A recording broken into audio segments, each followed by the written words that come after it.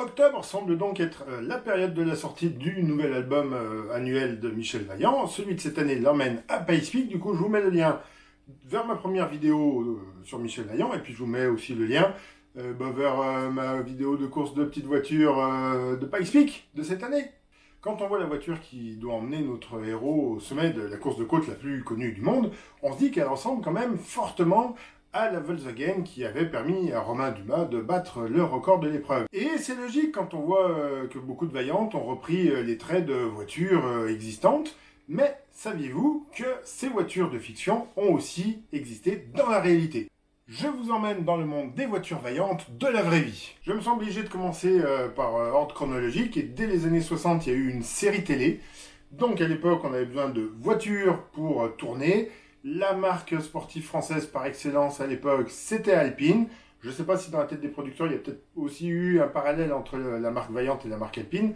Deux marques de voitures de sport françaises, avec le padré à la tête, familiales, qui réussissent dans le monde entier et qui sont sur plein de terrains différents. Alpine est connu pour les rallyes, mais aussi pour l'endurance, voilà, qu'on voit très beau modèle là sur la couverture, mais aussi en formule de promotion, donc en monoplace, parfait pour illustrer ce qu'était la marque Vaillante dans les bandes dessinées.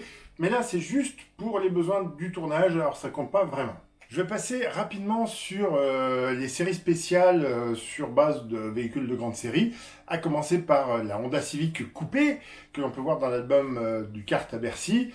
Et bon sang, qu'est-ce que je regrette à l'époque de ne pas avoir cherché à en avoir une. Simplement, on regardait ce qu'il y avait autour de chez soi, on n'avait pas Internet, et puis traverser la France pour aller chercher une voiture en Belgique. Non, parce qu'il y en a eu une cinquantaine de fêtes juste pour la Belgique, et la plupart ont été saccagés, avec des moteurs swappés ou esquintés. La Seat Ibiza Cupra Vaillante ne sera qu'un chocard, puisque le Belge Luc Donkerwolk, j'espère que ça se prononce comme ça, dirigeait le design de la marque espagnole, juste après avoir été à la tête de celui de Lamborghini, et je parle du Lamborghini du renouveau, et à la tête de celui de Vaillante. D'une manière fictive, hein, c'était dans la BD. Mais c'est vraiment lui qui a dessiné toute la nouvelle gamme Vaillante de l'époque. La Hyundai que vous pouvez trouver actuellement en concession, c'est juste un badge sur chaque custode et 4 autocollants avec des bandes bleues et rouges. Mais ça, on va dire, conforte le partenariat entre la marque coréenne et l'entreprise qui gère l'image de la marque Michel Vaillant et Vaillante. L'entreprise coréenne, engagée en rallye, comme on l'a vu dans le précédent album de la BD, engagée en rallye avec comme pilote phare le Belge Thierry Neuville, et qui était à la tête du design de la marque Hyundai jusqu'à sa retraite l'année dernière, le Belge Luc Donkerwolk. Mais si vous avez un peu de culture automobile et que vous avez plus de 30 ans, forcément, si je vous parle de Vaillante dans la vraie vie, forcément, vous me dites la grand défi. La voiture est passée de la bande dessinée à la réalité. Je l'ai vu quand ils l'ont présenté au Mondial de l'Auto, j'ai trouvé ça fou de prendre la voiture de la BD et de la faire en vrai. Et j'avais apprécié de la voir en vrai de près, puisqu'on voyait un peu les détails comme ça, et notamment le fait que les phares avant, je me demandais comment ils les avaient faits, et c'était juste des phares de Golf sous vitre, la Golf contemporaine. Mais cette voiture, c'est une berlinette Hommel. La berlinette Hommel.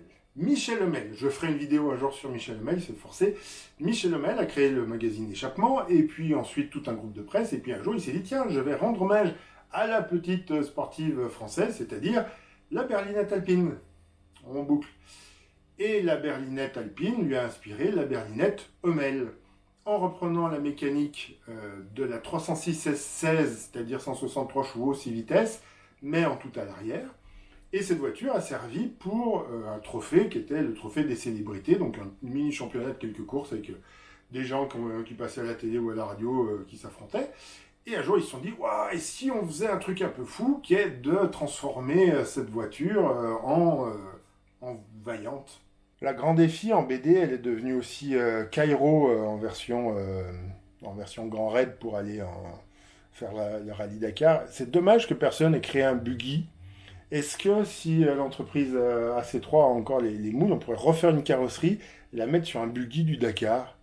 Ça aurait de la gueule, non? Quelqu'un ferait ça pour moi? Allez, soyez sympa. Alors ils ont gardé la base mécanique de la berlinette Hummel, ils ont juste changé la carrosserie. C'est AC3 qui l'a transformé à l'époque. Je ne sais pas si ça existe encore. C'était une entreprise à Nice qui était connue à l'époque pour euh, ses répliques de Porsche Speedster sur base Volkswagen. Et vu que la berlinette Hummel était homologuée pour la route, ils ont juste changé la carrosserie. Donc je pense que la carte grise c'est toujours berlinette Hummel. La voiture peut être homologuée pour la route. Elle est homologuée pour la route. Vous pouvez en acheter une, ça coûte un peu cher, mais il y en a quelques-unes qui se vendent de temps en temps. Ça coûte d'autant plus cher qu'il n'y en a eu que 16 exemplaires de produits.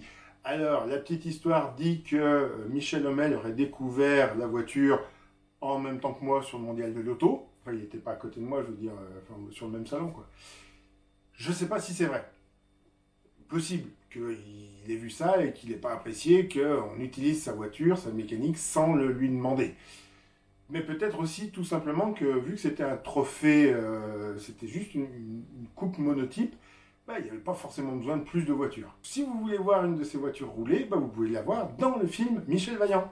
Alors oui, obligé, un jour je ferai une vidéo pour parler du film Michel Vaillant. C'est un film dans lequel on voit quand même pas mal de voitures qui sont rebadgées en Vaillante.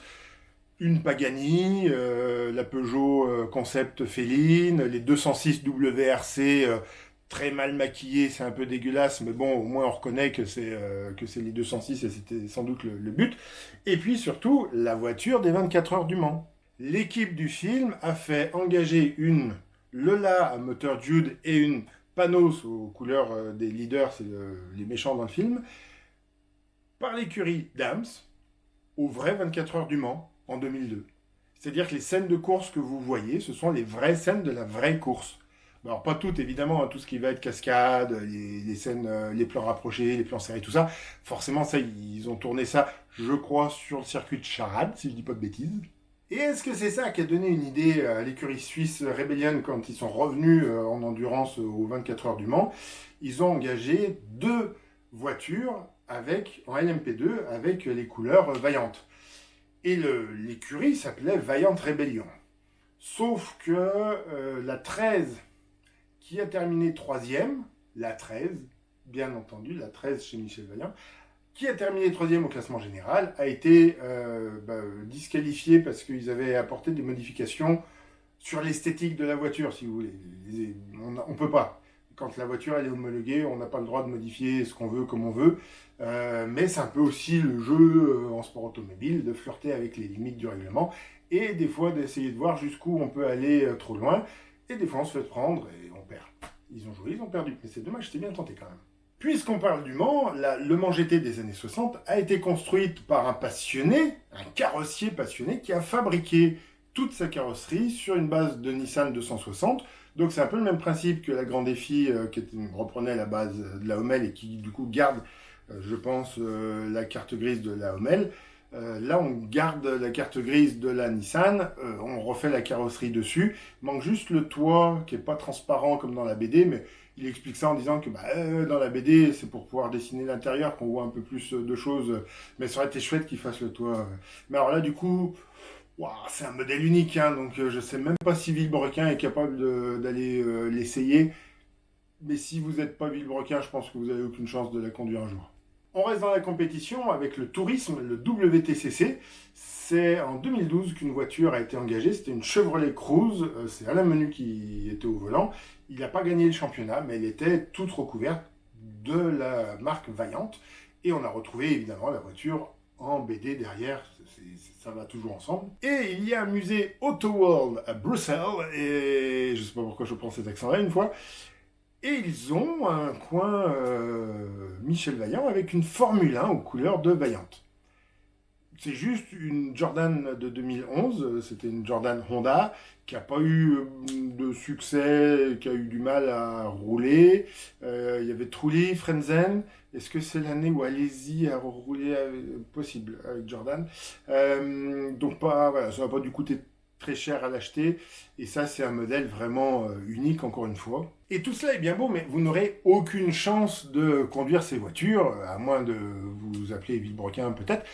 Si vous voulez conduire une vraie Vaillante dans la vraie vie, pour cela, il va falloir vous tourner vers la Vaillante Academy. Alors, je ne leur fais pas de la pub, mais s'ils veulent me donner quelque chose, me faire un tour gratuit, m'offrir la combinaison, je suis évidemment preneur. La Vaillante Academy, c'est un stage de pilotage à bord d'une Formule Ford à l'ancienne. Voilà, produite par Crossley en Irlande. Je pense qu'ils ont juste modifié la carrosserie de la voiture qu'ils faisaient encore. Ça paraît vraiment très dépassé. Du coup, si vous avez toujours rêvé de piloter sans ABS, sans ESP, ni toute autre forme d'assistance, ça devrait pouvoir vous plaire. Le premier prix est à 500 €, les 2 sessions de 15 minutes. Alors ça dure plus longtemps parce que vous avez quand même des explications techniques, sécurité, avant, après. C'est pas donné, mais en même temps, un stage de pilotage, c'est rarement donné. Et à ce prix-là, vous devez quand même rendre la jolie combinaison et le casque aux couleurs vaillantes qu'on vous a fournies avant de repartir. Quoique un fournisseur existe certainement qui pourra vous en fournir, moyennant finance, encore une fois. J'espère que ce tour d'horizon des Vaillantes de la vraie vie vous aura plu. Et je vous donne rendez-vous samedi prochain pour une course avec Jackie et Michel. Pour une course de petite voiture, mais d'ici là, bonnes vacances, bonne semaine et à samedi.